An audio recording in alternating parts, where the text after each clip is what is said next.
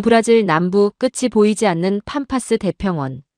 이곳은 세계에서 손꼽히는 곡창지대로 수백 년간 거대 농장들이 대를 이어 벼를 키워온 땅입니다. 그런데 이 풍요로운 대지에 사상 초유의 재앙이 들이닥쳤습니다.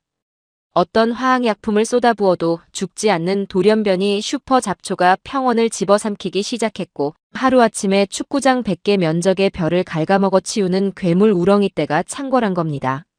대형 농장들이 줄줄이 파산했고 피해액만 수억 달러. 브라질 농업계 전체가 공포에 떨었습니다. 그런데요, 그 지옥 같은 폐허 한가운데서 유일하게 푸른빛을 뿜어내는 농장이 하나 있었습니다. 모든 농장이 독약을 퍼부을 때 이곳은 정반대의 선택을 했습니다. 독약 대신 바다 건너에서 날아온 정체불명의 기계를 들여왔고, 모두가 비웃었던 그 기계로 벼를 심었다는 겁니다. 더 놀라운 건 모든 농장이 죽이려고 혈안이 된 그 괴물. 우렁이들을 이 농장에서는 오히려 살려두었다는 사실입니다. 도대체 이 농장에서는 무슨 일이 벌어진 걸까요? 그리고 이 기적의 중심에는 브라질의 거만한 농장주에게 짐승보다 못한 취급을 받았던 한 한국인 사위가 서 있었습니다. 오늘 이야기는 실제 대한민국 농가에서 쓰이는 우렁이 농법의 경이로운 효과를 바탕으로 시청자 여러분의 이해를 돕기 위해 극적으로 재구성한 사연입니다. 잠깐 시작 전에 구독과 좋아요 한 번씩만 부탁드립니다. 여러분의 작은 응원이 더 좋은 이야기를 만드는 큰 힘이 됩니다. 저는 알레한드로입니다. 브라질 히우그란지 두술주에서 4대째 쌀 농장을 운영하고 있죠. 제 농장이 얼마나 넓은지 아십니까? 저택 앞 베란다에 서면 지평선이 끝나는 곳까지 전부 눈에 보이는 모든 대지가 다 제 땅입니다. 이 나라에서 손꼽히는 규모의 쌀 농장을 가진 제가 이런 이야기를 하게 될 줄은 꿈에도 몰랐습니다. 저희 가문은 증조할아버지 때부터 이 팜파스 대평원을 지배해 왔습니다. 매일 새벽 경비행기 수십 대가 귀를 찢는 굉음을 내며 하늘로 치솟습니다. 그 비행기들이 끝이 안 보이는 대지 위로 낮게 날며 씨앗을 비처럼 흩뿌리면 수천 헥타르의 논이 단숨에 채워지죠. 그야말로 압도적인 스케일의 농업. 그게 저희 집안의 자부심이었습니다. 이 방식에는 사람의 손이 거의 필요 없습니다. 오직 거대한 기계와 자본, 그리고 하늘에서 뿌리는 화학약품만 있으면 됐죠. 돈의 힘으로 자연을 정복한다. 그것이 저희 가문의 철학이었고, 저는 그 철학을 단 한 번도 의심한 적이 없었습니다. 이 광활한 땅 위에서 저는 곧 왕이었고, 제 말에 거역하는 사람은 이 평원 어디에도 없었습니다. 히우그란지 두술주 농업협회장 자리에 앉아 다른 농장주들에게 훈수를 두는 것이 제 일상이었고, 지역 정치인들도 제 앞에서는 허리를 굽혔습니다. 그런 제게 딸 이사벨라가 한국인 남자를 데려온 날을 저는 또렷이 기억합니다. 강지훈. 아시아의 작은 나라에서 농업을 공부했다는 이 청년을 처음 봤을 때 솔직히 말하면 저는 속으로 비웃었습니다. 아니, 비웃은 정도가 아니었죠. 대놓고 무시했습니다.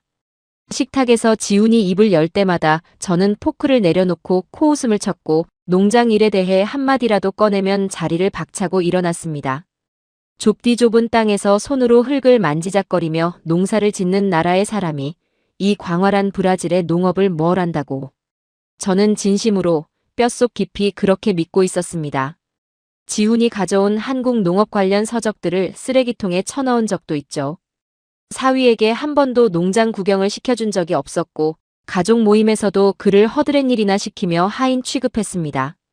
명절에 친척들이 모이면 일부러 지훈 앞에서 큰 소리로 말했죠. 이사벨라가 제대로 된 브라질 남자를 만났더라면 이 농장의 미래가 더 번창했을 거라고요. 지훈은 그런 모욕 앞에서도 늘 고개를 숙이고 말이 없었습니다. 이사벨라의 눈이 빨갛게 충혈될 때도, 식구들 앞에서 망신을 당할 때도, 현지 일꾼들 앞에서 대놓고 면박을 줄 때도 그는 한 번도 대들지 않았죠. 저는 그 침묵마저 나약함이라 여기며 더욱 업신여겼습니다. 어느 저녁에는 지훈이 농장 토양 상태가 심상치 않다며 조심스럽게 의견을 꺼냈다가 제가 와인잔을 식탁에 내리꽂으며 분위기를 박살낸 적도 있습니다. 붉은 와인이 하얀 식탁보 위로 피처럼 번지는 걸 보면서도 저는 눈 하나 깜짝하지 않았죠. 그날 밤 이사벨라가 눈물을 흘리며 방문을 닫는 소리가 복도 끝까지 울렸지만 저는 코방귀를 뀌며 서재로 발길을 돌렸습니다. 내 집안에서 감히 내 농사에 입을 놀려. 당시 저는 그게 당연한 가장의 권위라고 착각하고 있었습니다. 하지만 저의 그 역겨운 오만함이 오래갈 리가 없었습니다. 하늘은 교만한 자를 절대 그냥 내버려 두지 않더군요. 재앙의 전조는 아주 사소한 것에서 시작됐습니다. 어느 날 논둑을 걷다가 평소에는 보지 못하던 검은 껍데기. 몇 개가 질퍽한 지늘개 반쯤 박혀 있는 걸 봤습니다. 대수롭지 않게 장화발로 툭 차버렸죠. 그게 악몽의 시작이었다는 걸 그때는 알 리가 없었습니다. 며칠 뒤 이른 아침 관리인의 다급한 전화 한 통이 걸려왔습니다. 비행기로 뿌려놓은 연한 벼 새싹들이 하룻밤 사이에 벌판째 사라졌다는 겁니다. 잠옷바람으로 트럭에 올라탄 저는 현장에 도착하자마자 입이 딱 벌어졌습니다. 검은 진흙 위로 손바닥만 한 우렁이 수십만 마리가 꿈틀거리며 어린 싹을 갉아먹고 있었습니다. 질퍽한 논바닥이 거대한 달팽이 등껍데기로 빽빽하게 뒤덮여 마치 살아 움직이는 검은 융단 같았죠. 발을 디딜 때마다 껍데기가 으스러지는 소리가 울렸고 코를 찌르는 비릿한 냄새가 새벽 공기를 가득 채웠습니다. 이 땅에서 태어나 60년을 살았지만 이렇게 거대하고 이렇게 많은 우렁이 떼는 난생 처음 보는 광경이었습니다. 관리인은 사흘 전까지만 해도 파릇파릇했던 벼 새싹 수천 헥타르가 단 하룻밤 만에 맨땅이 됐다며 20년 넘게 이 농장에서 일한 자신도 이런 건 처음이라고 얼굴이 하얗게 질려 있었습니다. 그런데 설상가상이었습니다. 우렁이가 지나간 자리마다 기존 제초제로는 꿈쩍도 않는 흉측한 잡초가 올라오기 시작한 겁니다. 줄기가 사람 팔뚝만큼 굵고 뿌리가 땅속 깊이 박혀 트랙터로도 뽑히지 않는 돌연변이 슈퍼 잡초였습니다.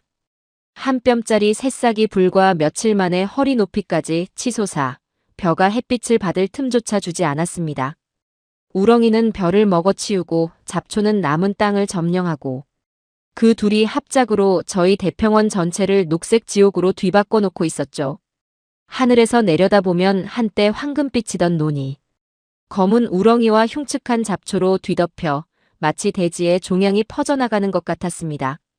주변 농장들이 하나둘 뺏기를 들기 시작했습니다.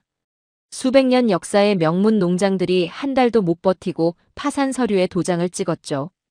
거래은행에서는 연일 대출 상환 독촉 전화가 빗발쳤고 가문의 명예를 걸고 고용했던 숙련된 일꾼들마저 하나씩 짐을 싸서 떠났습니다. 텔레비전 뉴스에서는 매일같이 파산한 농장주들의 처참한 인터뷰가 흘러나왔습니다. 저는 주먹으로 책상을 내리치며 이를 악물었습니다. 우리 가문만은 절대 무너지지 않는다. 돈이면 뭐든 해결할 수 있다. 하지만 대자연의 재앙은 제 오만함 따위는 안중에도 없다는 듯 하루가 다르게 농장을 집어삼키고 있었습니다. 평생 흔들린 적 없던 제 두 다리가 처음으로 후들거리기 시작했습니다. 밤마다 서재에 혼자 앉아 계산기를 두드렸습니다. 냉정하게 남은 자금으로 버틸 수 있는 기한은 고작 석 달. 석 달 안에 해결책을 찾지 못하면 이 땅은 더 이상 저희 것이 아니게 됩니다. 사대가 피와 땀으로 일궈낸 모든 것이 먹지도 못하는 우렁이와 뽑지도 못하는 잡초 앞에서 허무하게 무너져 내리고 있었습니다. 그리고 저는 벼랑 끝에 몰린 그 절박함 속에서 돌이킬 수 없는 최악의 결정을 내리게 됩니다. 분노로 이성을 잃은 저는 마지막 수단을 꺼내 들었습니다. 잠을 못 잔 충혈된 눈으로 관리인들을 불러 모아 고함을 질렀습니다. 경비행기를 전부 동원하라.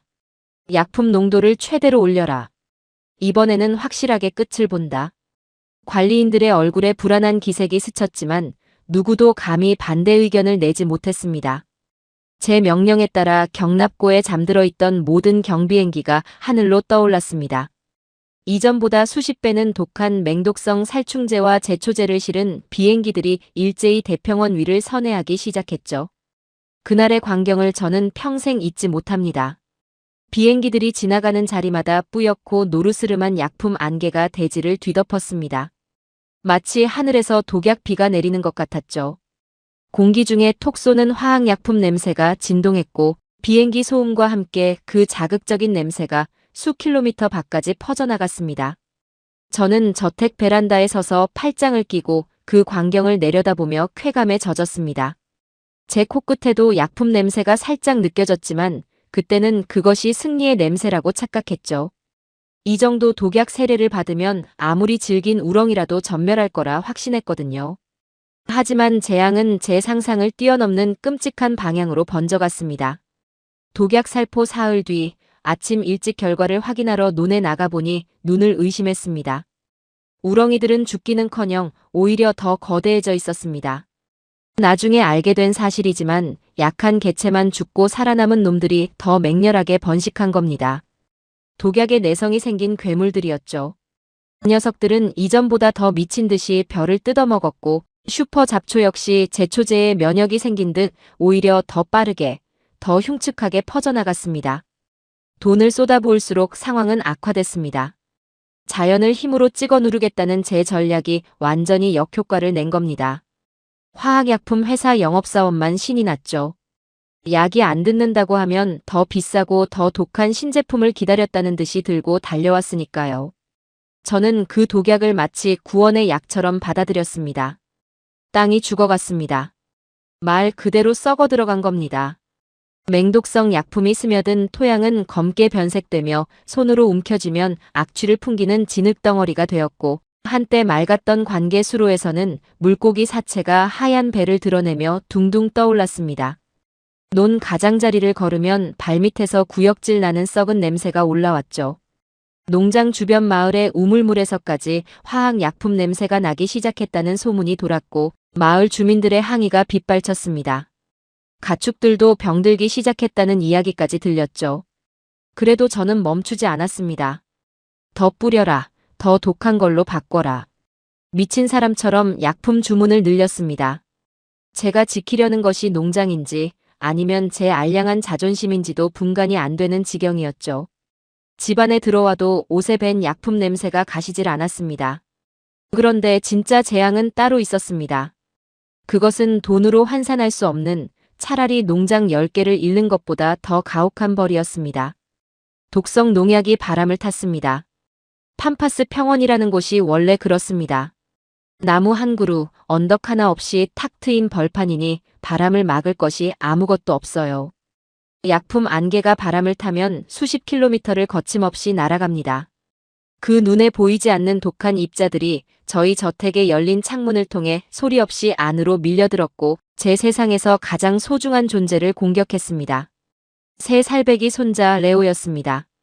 제가 이 세상 무엇보다 아끼는 제 노년의 유일한 기쁨이었던 그 아이. 처음에는 기침이 시작됐습니다. 가볍게 콜록거리던 것이 며칠 사이에 숨을 쉴 때마다 쌕쌕거리는 소리로 바뀌었죠. 이사벨라가 아이를 안고 병원으로 달려갔을 때 레오의 작은 얼굴은 이미 핏기를 잃고 파랗게 질려 있었습니다. 숨을 들이쉴 때마다 갈비뼈 사이가 쑥쑥 들어가는 게 보였고 팔다리의 연한 피부에는 붉은 두드러기가 번지고 있었습니다. 의사의 진단명을 듣는 순간 제 세상이 멈췄습니다. 급성 화학물질 중독에 의한 호흡기 손상과 피부 괴사. 그 차가운 의학 용어 하나하나가 칼날처럼 제 가슴을 파고들었습니다. 레오는 중환자실에 실려갔고 투명한 산소 마스크 안에서 가느다란 숨을 몰아쉬며 온몸에 붉은 반점이 퍼져나가고 있었습니다. 너무 어린아이라 강한 약도 함부로 쓸 수 없다며 의사들은 고개를 저었습니다. 중환자실 소독약 냄새 속에서 레오의 가녀린 기침 소리가 끊이지 않았습니다. 저는 그 유리창 너머로 레오를 바라보며 그 자리에 주저앉았습니다. 저택 안까지 스며드는 코를 찌르는 화학약품 냄새.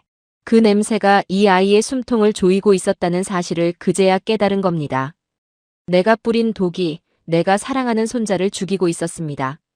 농장을 살리겠다고 쏟아부은 독약이 결국 제 가족을 향해 돌아온 것입니다. 레오의 작은 손가락이 산소호스 위에서 신락같이 움직일 때마다 등골을 타고 서늘한 식은땀이 흘렀습니다. 지훈과 이사벨라 부부는 말없이 중환자실 복도의 차가운 플라스틱 의자에 앉아 밤을 새웠습니다. 이사벨라의 어깨가 소리 없이 떨리고 있었고 지훈은 아내의 손을 꼭 잡은 채 눈을 감고 있었죠. 저는 그 옆에 서서 한마디도 할 수가 없었습니다. 수많은 돈과 권력으로도 내 핏줄 하나. 살릴 수 없다는 처절한 현실 앞에서 숨을 쉬는 것 자체가 고통이었습니다. 저택으로 돌아온 새벽, 텅 빈 거실에 앉아보니 어디선가 여전히 화학약품 냄새가 희미하게 맴돌았습니다. 그 냄새가 저를 미치게 했습니다. 그때 문득 지훈이 석 달 전에 했던 말이 머릿속을 스쳤습니다. 토양 상태가 심상치 않다고, 이 방식은 위험하다고 조심스럽게 경고했던 그 말.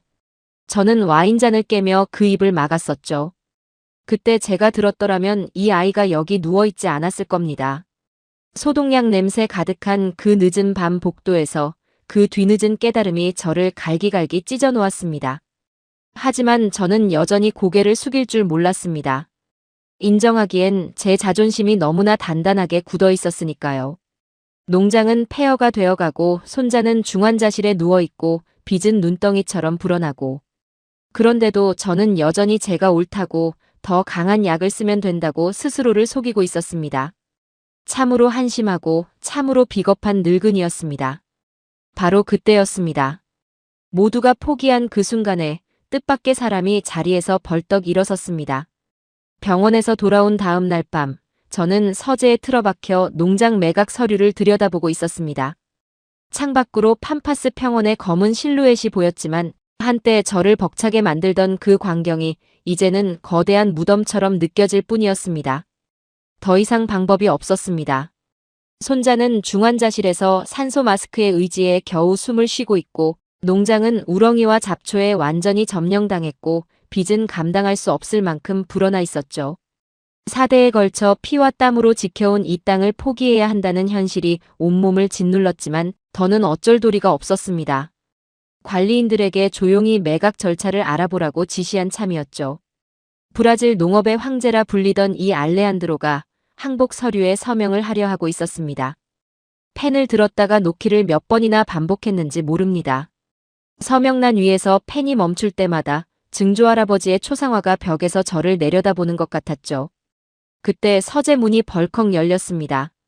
노크도 없이. 항상 고개만 숙이고 가족 모임에서도 구석에서 존재감 없이 지내던 한국인 사위 지훈이 문 앞에 서 있었습니다. 그런데 그날 밤의 지훈은 평소와 완전히 달랐습니다. 눈에 불꽃이 켜져 있었습니다. 오랫동안 참아왔던 무언가가 한꺼번에 터져나오기 직전의 눈빛이었죠. 지훈은 제 허락도 없이 서재 안으로 성큼성큼 들어와 제 책상 위 매각 서류 한복판에 무언가를 탁 내려놓았습니다. 죽은 우렁이 한 마리였습니다. 껍데기가 갈라지고 속살이 드러난 약품의 반쯤 녹은 흉측한 시체. 서재 가득 비릿하고 역한 냄새가 확 퍼졌습니다. 매각 서류 위로 시커먼 즙이 번졌죠. 저는 벌떡 일어나 소리를 질렀습니다. 당장 이 더러운 것을 치우라고. 하지만 지훈은 꿈쩍도 하지 않았습니다. 오히려 한 걸음 더 다가섰죠. 그리고는 저를 정면으로 마주보며 입을 열었습니다. 장인어른, 독약살포를 당장 중단하십시오. 저 우렁이들을 죽이면 안 됩니다. 죽이는 게 아니라 우리의 가장 강력한 일꾼으로 써야 합니다. 저에게 기회를 주십시오. 한 달이면 증명해 보이겠습니다. 저는 제 귀를 의심했습니다. 순간 피가 거꾸로 솟았습니다. 이게 무슨 미친 소린가. 우리 별을 몽땅 갉아먹고 내 손자를 중환자실에 집어넣는데 일조한 원흉을 살려두라고. 해충을 일꾼으로 쓰라고. 저는 책상을 두 주먹으로 내리치며 포효했습니다. 내 놈이 기어이 우리 가문을 완전히 파멸시키려고 작정했구나. 매각 서류 위에 올려진 우렁이 시체가 바닥으로 굴러떨어졌습니다. 지훈은 물러서지 않았습니다. 멱살을 잡혀 있으면서도 차분하지만 단호한 목소리를 유지하며 설명을 이어갔습니다. 그 차분함이 오히려 저를 더 분노하게 만들었지만 동시에 묘하게 발목을 잡았습니다. 이 우렁이들은 원래 이 땅의 생태계에서 잡초를 먹고 사는 천연 청소부였다고요. 그런데 비행기로 아직 연하디연한 씨앗을 논에 직접 뿌리니까 우렁이 입장에서는 부드러운 벼. 새싹이 질긴 잡초보다 훨씬 먹기 쉬운 먹잇감이 된 것이라고. 그러니까 문제의 본질은 우렁이가 나쁜 게 아니라 우렁이에게 가장 쉬운 먹잇감을 매일 갖다 바친 우리의 농법 자체가 잘못된 거라고요. 저는 귀를 틀어막고 싶었습니다. 하지만 지훈의 다음 말이 제 발을 그 자리에 못 박았습니다. 한국에서는 1000년 전부터 이 원리를 알고 있었습니다. 벼를 온실에서 한 뼘 이상 충분히 키운 뒤에 논으로 옮겨 심습니다. 그러면 줄기가 굵고 질기게 자라서 우렁이 이빨로는 도저히 씹을 수가 없게 되죠. 그러면 배가 고픈 우렁이들은 어쩔 수 없이 논에 가득한 잡초를 먹게 됩니다. 해충이 자연 제초제 역할을 하게 되는 겁니다. 1000년 전 한국의 선조들이 발견한 자연의 순환 원리라고요. 독약이 필요 없어집니다. 레오를 아프게 한 그 독약을 더 이상 뿌리지 않아도 됩니다. 이 방법이라면 장인어른의 농장을 살릴 수 있습니다. 아니, 반드시 살려 보이겠습니다. 저는 더 이상 듣고만 있을 수가 없었습니다. 한국의 1000년 지혜, 웃기지도 않는 소리를. 저는 벌컥 달려들어 지훈의 셔츠 멱살을 움켜쥐었습니다. 셔츠 단추 2개가 뜯겨 바닥에 떨어지며 소리를 냈죠. 헛소리를 집어치우고 당장 내 집에서 나가라. 이 미치광이 같은 놈아. 하지만 지훈은 제 손을 떨쳐내지 않았고 그 눈빛은 단 한치도 흔들리지 않았습니다. 그때 서재 문 앞에 이사벨라가 서 있었습니다. 눈이 벌겋게 부어 있었습니다. 레오의 병상을 지키다 급히 달려온 게 분명했죠. 이사벨라가 저와 지훈 사이로 천천히 걸어 들어와 제 손에서 지훈의 멱살을 조심스럽게 풀어냈습니다. 그리고 저를 올려다보며 떨리는 목소리로 말했습니다. 아버지, 제발요. 한 번만이라도 지훈의 말을 들어주세요. 아버지의 방법은 이미 실패했잖아요. 레오가 저 병원에서 숨을 제대로 못 쉬고 있는데 아직도 자존심이 더 중요한 거예요? 한국의 농법은 자연과 싸우는 게 아니에요. 자연의 순리를 이해하고 그걸 이용하는 법을 아는 거라고요. 딸의 눈물이 서재 나무 바닥 위에 뚝뚝 떨어지는 걸 보면서 저는 숨이 턱 막혔습니다. 이사벨라가 저에게 이렇게 정면으로 똑바로 마주보고 따진 것은 태어나서 처음이었습니다. 어렸을 때부터 순종적이고 아버지 말이라면 무조건 따르던 그 아이가요. 저는 난생 처음 할 말을 완전히 잃었습니다. 레오의 이름이 나오는 순간 제 안에서 돌처럼 단단하던 무언가가 가느다란 금이 가며 갈라지는 소리가 들렸습니다. 매각 서류를 내려다봤습니다. 그리고 바닥에 뒹구는 우렁이 시체를 봤죠. 서재의 공기에 아직 우렁이의 비릿한 냄새가 남아 있었습니다. 두 손이 떨렸습니다. 저는 그 자리에서 아무 대답도 하지 못했습니다. 돌아서서 서재를 나가며 한마디만 내뱉었죠. 좋다, 마음대로 해봐라. 단 실패하면 그날로 이 집에서 영원히 짐 싸서 나가는 거다. 그것이 이 고집센 오만한 늙은이가 할 수 있는 가장 최소한의 양보였습니다. 어두운 복도를 걸으면서 제 다리가 심하게 후들거렸습니다. 두려웠기 때문입니다. 미치광이의 실험에 마지막 남은 희망을 건다는 것이 동시에 제 평생의 신념이 처음부터 틀렸을 수도 있다는 가능성을 인정하는 것이었으니까요. 방문을 닫고 침대에 앉았을 때 어둠 속에서 제 두 손이 여전히 가늘게 떨리고 있었습니다. 그날 이후 이 농장에서 저로서는 도무지 이해할 수 없는 일들이 벌어지기 시작합니다. 지푸라기라도 잡는 심정이었습니다. 아니, 솔직히 말하면 저는 지훈이 실패하기를 바라고 있었는지도 모릅니다. 그래야 내 체면이 서니까요. 하지만 속으로 무슨 생각을 하든 이미 선택지는 없었습니다. 독약은 더 뿌릴 수 없었고 매각 외에 남은 카드가 지훈의 미친 계획뿐이었으니까요. 저는 묵인했습니다. 돕지는 않겠지만 막지도 않겠다고.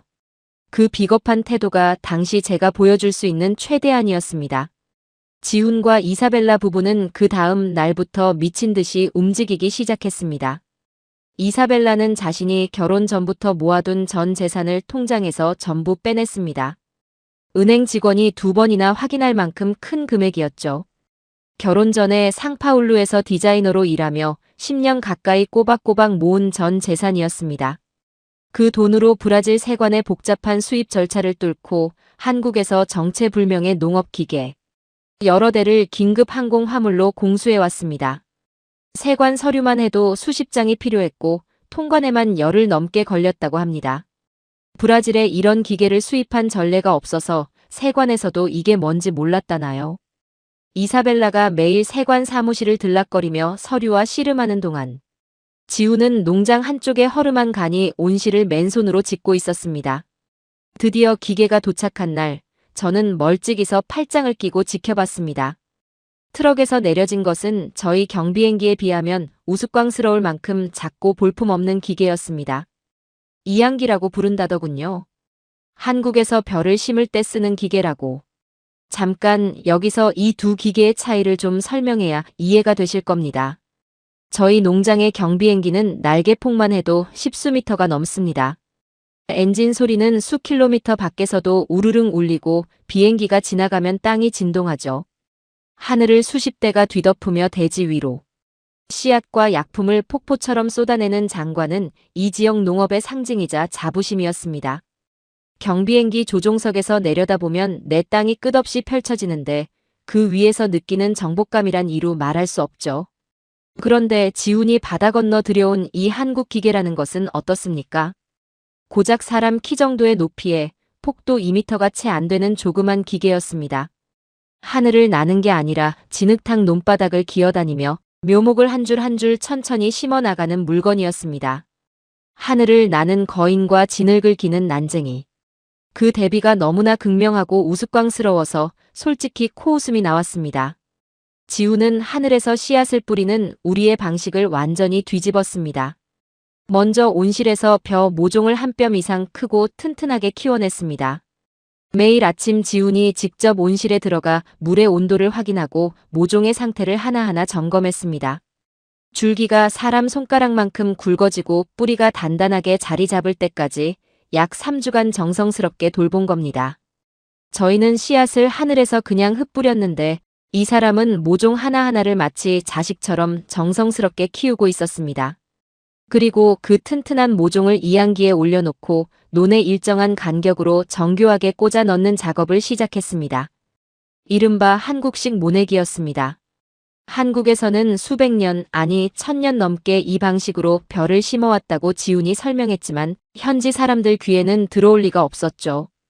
그 광경은 저희 눈에는 원시적이고 비효율적으로 보일 수밖에 없었습니다. 경비행기로 날면 10분이면 끝날 넓이를 이 조그만 기계가 진흙탕 속에서 느릿느릿 지나가며 며칠에 걸쳐 심고 있으니까요. 이항기가 부르릉 소리를 내며 논을 지나갈 때마다 뒤에서는 똑같은 간격으로 초록색 모종이 한 줄 한 줄 물 위로 고개를 내밀었습니다. 마치 자로 잰 듯 정교한 간격이었죠. 하지만 당시에는 그 정교함을 알아볼 눈을 가진 사람이 아무도 없었습니다. 저를 포함해서요. 농장 일꾼들이 울타리에 기대서서 킥킥거렸습니다. 현지 농부들도 소문을 듣고 구경 왔다가 배를 잡고 웃었죠. 세상에 비행기도 놔두고 저 장난감 같은 기계로 논을 심고 있다니. 한국 사위가 장인 농장을 완전히 말아먹으려고 작정했다는 소문이 삽시간에 마을 전체로 퍼졌습니다. 어떤 농부는 대놓고 지훈에게 다가가서 비웃었고 또 어떤 사람은 이사벨라에게 저 남편을 빨리 말리라고 소리를 지르기도 했습니다. 저도 다를 바 없었습니다. 매일 저택 2층 창문에서 몰래 그 현장을 지켜봤습니다. 이항기가 느릿느릿 논을 가로지르고 지훈이 진흙투성이가 되어 기계 옆에서 간격을 확인하고 이사벨라가 온실에서 모종 상자를 나르는 모습을 경비행기가 쩌렁쩌렁 하늘을 가르며 10분 만에 끝내던 일을 두 사람이 무릎까지 진흙에 빠진 채 일주일 넘게 고된 노동을 하고 있었습니다. 이사벨라의 손은 물집이 잡혀 있었고 지훈의 얼굴은 팜파스 태양에 까맣게 탔습니다. 저는 입술을 깨물었습니다. 결국 저놈 때문에 완전히 망했구나. 마지막 돈마저 저 이상한 기계에 날렸으니 이제 정말 끝장이다. 하지만 한 가지 인정하지 않을 수 없는 것이 있었습니다. 진흙투성이가 되어 쓰러질 듯 일하면서도 지훈의 눈은 한 번도 흔들리지 않았다는 것. 새벽부터 해 질녘까지 비가 와도 해가 쨍쨍 내렸죄도 그는 이항기 옆을 떠나지 않았습니다. 이사벨라도 마찬가지였죠. 남편 옆에서 묵묵히 한마디 불평 없이 모종 상자를 나르고 물기를 정비했습니다. 한때 도시에서 세련된 옷만 입던 제 딸이 진흙 범벅이 되어 일하는 모습은 보는 것만으로도 가슴이 먹먹했습니다. 모두가 비웃는 가운데서도 두 사람은 미동도 하지 않았습니다. 그 뚝심이, 그 거짓말 같은 집중력이 저를 묘하게 불편하게 만들었습니다. 아니, 솔직히 말하면 두렵게 만들었습니다. 저런 눈빛을 가진 사람을 저는 본 적이 있거든요. 바로 40년 전 이 농장을 맨손으로 확장하던 시절의 제 아버지. 불가능하다는 걸 뻔히 알면서도 포기하지 않는 그 눈빛. 저 확신은 대체 어디서 나오는 건지. 열흘에 걸친 모내기가 전부 끝나고 물이 찰랑이는 논의 일렬로 반듯하게 줄지어 선 초록빛 모종들을 바라볼 때 저는 비웃으면서도 마음 한구석이 싸늘하게 식어가는 걸 느꼈습니다. 혹시, 정말 혹시라도.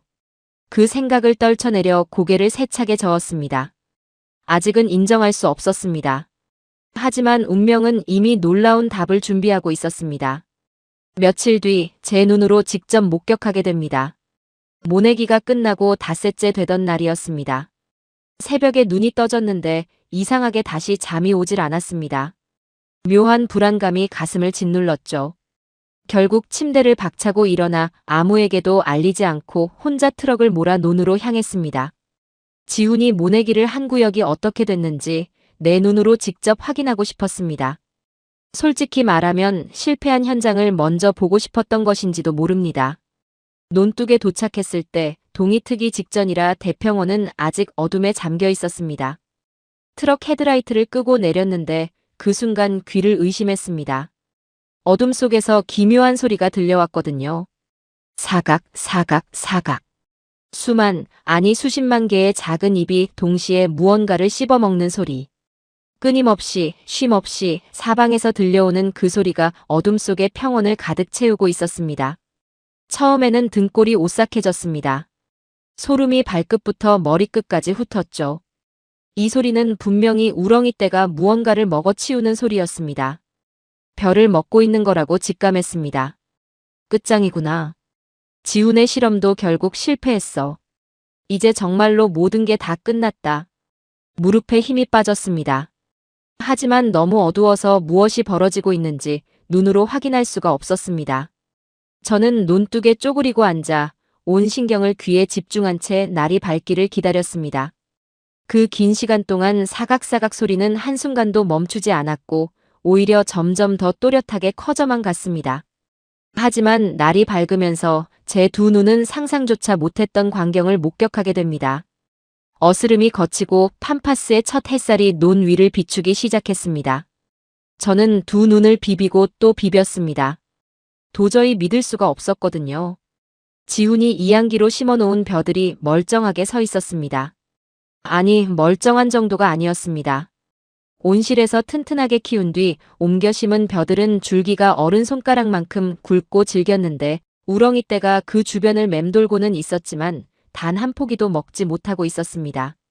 질긴 줄기에 이빨을 대봤지만 씹히지 않으니까 우렁이들이 아무리 시도해도 안 되니까 포기하고 슬금슬금 돌아서는 게 눈에 선명하게 보였습니다. 지훈이 말했던 것이 글자 그대로 사실이었던 겁니다. 온실에서 튼튼하게 자란 벼의 줄기는 우렁이가 아무리 이빨을 세워도 먹을 수 없다는 것. 한국 사람들은 1000년 전부터 이 사실을 알고 있었다는 것. 그런데 진짜 충격적인 광경은 그 다음이었습니다. 벼를 먹지 못한 수십만 마리의 굶주린 우렁이들이 방향을 틀었습니다. 그리고 논바닥에 가득 자라나 있던 연하고 부드러운 슈퍼 잡초를 향해 일제히 돌진한 겁니다. 새벽녘에 제 등골을 오싹하게 만들었던 그 사각사각 소리의 정체가 바로 이것이었습니다. 우렁이들이 벼가 아니라 잡초를 뿌리째 갉아먹고 있었던 겁니다. 저는 논둑에 주저앉았습니다. 다리에 힘이 완전히 풀렸거든요. 60년 동안 이 대평원에서 자연과 싸워왔다고 자부했는데 자연은 싸우는 게 아니라 이해하는 것이었습니다. 싸움의 상대로만 보던 우렁이가 알고 보니 가장 유능한 일꾼이었던 겁니다. 그 단순하지만 위대한 진리가 가슴을 세게 때렸습니다. 우리는 1000년 동안 그걸 몰랐던 겁니다. 해가 완전히 떠오르자 그 놀라운 광경이 더욱 선명하게 드러났습니다. 금빛 햇살 아래서 수십만 마리의 우렁이들이 마치 군대처럼 정렬이라도 한 듯 잡초 군락을 향해 이동하며 무서운 속도로 잡초를 뿌리째 싹쓸이하고 있었습니다. 벼 사이사이에 빽빽하게 자라나 있던 그 악명 높은 슈퍼 잡초, 트랙터로도 뽑히지 않고 제초제로도 죽지 않던 그 녀석들이 우렁이 이빨 앞에서는 아무런 저항도 못하고 사라지고 있었죠. 잡초의 부드러운 줄기는 우렁이 입장에서 벼보다 훨씬 씹기 쉽고 맛있는 먹잇감이었으니까요. 굳이 딱딱한 벼와 씨름할 이유가 없었던 겁니다. 지훈이 말했던 그대로였습니다. 한국식으로 튼튼하게 키운 벼는 건드리지 못하고 대신 잡초만 골라 먹게 된 것입니다. 저는 한 발짝도 움직이지 못한 채 트럭 보닛에 등을 기대고 한참을 그 기적 같은 광경을 바라봤습니다. 우렁이들이 지나간 자리에는 잡초가 깨끗하게 사라지고 투명하게 맑아진 물 위로 튼튼한 벼만 줄지어 의연하게 서 있었습니다. 마치 전쟁터에서 살아남은 병사들처럼요. 비행기로 수십 톤의 독약을 뿌려도 수억 원을 들여도 해결하지 못했던 문제를